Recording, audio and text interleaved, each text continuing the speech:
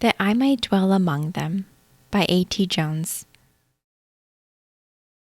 When the Lord gave to Israel the original directions for their making of the sanctuary, that was to be a figure for the time then present. He said, "Let them make me a sanctuary, that I may dwell among them." Exodus 25:8. That he might dwell among them was the object of the sanctuary.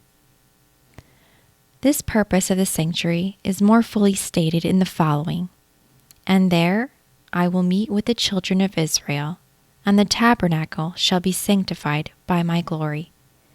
And I will sanctify the tabernacle of the congregation and the altar. I will sanctify also both Aaron and his sons, to minister to me in the priest's office. I will dwell among the children of Israel, and I will be their God." Exodus 29:43-45. "And they shall know that I am the Lord their God, that brought them forth out of the land of Egypt, that I may dwell among them. I am the Lord their God." Leviticus 26:11-12. This purpose was not that he should dwell among them simply and only by the tabernacles being set up in the midst of the camp of Israel. This is the great mistake that Israel made in the use of the tabernacle, and so almost wholly lost the true purpose of the sanctuary. When the tabernacle was made and was set up in the midst of the camp of Israel, many of the children of Israel supposed that this was enough. They supposed that to be the way in which God would dwell in the midst of them. It is true that by the Shekinah God did dwell in the sanctuary, but even the sanctuary with its splendid furniture standing in the midst of the camp, this was not all of the sanctuary.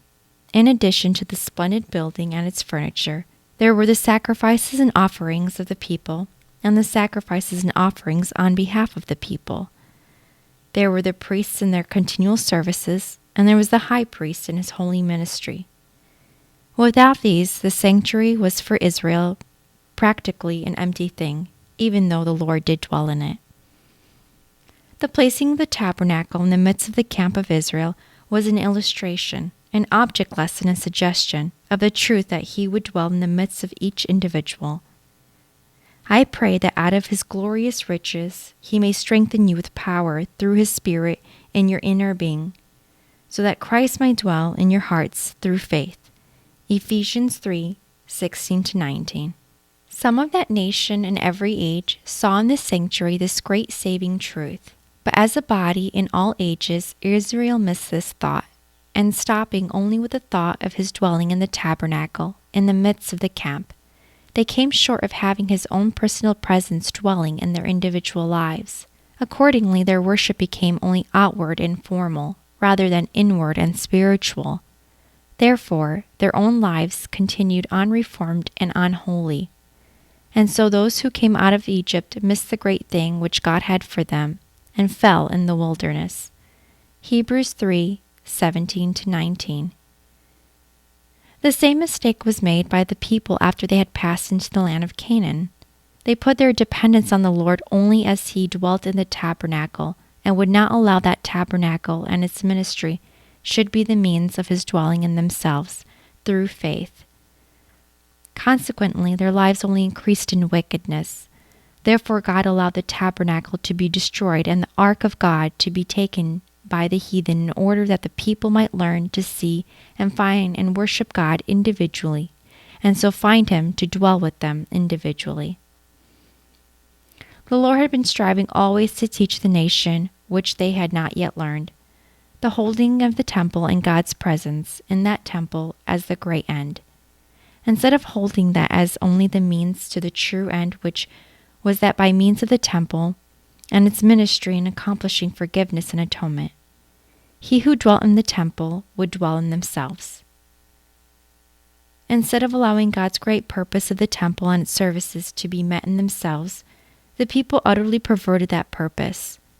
Instead of allowing the temple and its services which God in his mercy had planted among them to teach them how that he in truth would dwell among them by dwelling in their hearts and making holy their lives, they excluded all this true purpose of the temple and its services perverted it all to the utterly false purpose of sanctioning grossest wickedness and cloaking deepest, darkest unholiness. For such a system there was no remedy but destruction. Accordingly, the city was besieged and captured by the heathen. The temple, their holy and beautiful house, was destroyed. And with the city and the temple, a heap of burnt and blackened ruins, the people were carried captive to Babylon, where, in their sorrow and the deep sense of their great loss, they sought and found and worshipped the Lord in a way that so reformed their lives that if they had done it when the temple stood, it would have stood forever. Psalms 137, 1-6. And the Lord's appeal to the people was still the same as of old, that they should find in their own personal lives the meaning of the temple and its services, and so be saved from the fate which had overtaken their nation through all its history, because of this same great mistake which they were repeating. Accordingly, one day in the temple, Jesus said to the multitude there present, "Destroy this temple, and in 3 days I will raise it up." Then said the Jews, 46 years was this temple in building, and wilt thou rear it up in 3 days? But he spoke of the temple of his body. John 2:19-21. When Jesus in the temple spoke thus to that people, referring the temple of his body, he was still endeavoring, as through all their history, to get them to perceive that the great purpose of the temple and its services always was that by the means of the ministry and service there conducted, God would dwell and walk in themselves as he dwelt in the temple, making holy his dwelling place in themselves, as his dwelling in the temple made that place holy, so that their bodies should be truly temples of the living God, because of God's dwelling in them and walking in them. And still they would not see this truth. They would not be reformed. They would not have the purpose of the sanctuary met in themselves, that God should dwell in them. They rejected him who came personally to show to them this true purpose and the true way. Therefore again, there was no remedy but destruction. Again their city was taken by the heathen. Again the temple, their holy and beautiful house, was burned with fire. Again they were taken captive and forever scattered to be only wanderers among the nations. Hosea 9:17. And by all this God was revealing to them and to all people forever that it is by the priesthood, ministry, and service of Christ in the true sanctuary or temple which is in heaven that he dwells amongst men. He was revealing that in this faith of Jesus, forgiveness of sins and atonement is ministered to men so that God dwells in them and walks in them, he being their God and they his people. And thus they be separated from all the people that are upon the face of the earth, separated unto God as his own true sons and daughters, to be built up into perfection in the knowledge of God.